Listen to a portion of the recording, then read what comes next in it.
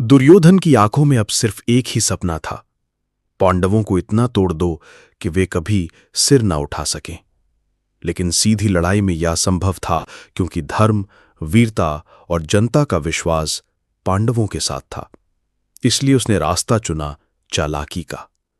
शकुनी का प्रवेश, पासों का जादूगर, गांधार का राजकुमार शकुनी, दुर्योधन का मामा, जो अपने भीतर सदियों का बदला और छल समेटे था। उसके पासों में सिर्फ अंक नहीं, बल्कि कहानियां और मौतें बसी थीं।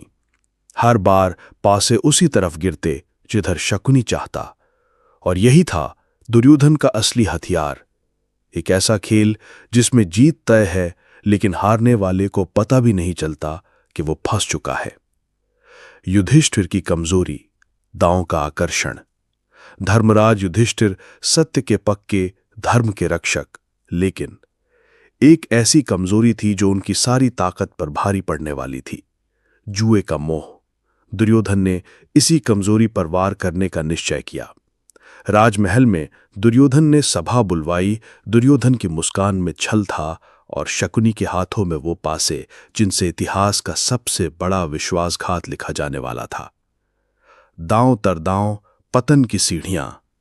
पहला दांव राज्य, दूसरा अयोध्याएं और सेनाएं, तीसरा स्वर्ण रत्न खजाने, चौथा भाई, पांचवा स्वयं, और फिर छठा दांव द्रौपदी। सभागृह की दीवारें जैसे इस अन्याय पर कांप उठी थीं। द्रौपदी को खींचकर लाया गया, उसके वस्त्र हरण का प्रयास हुआ।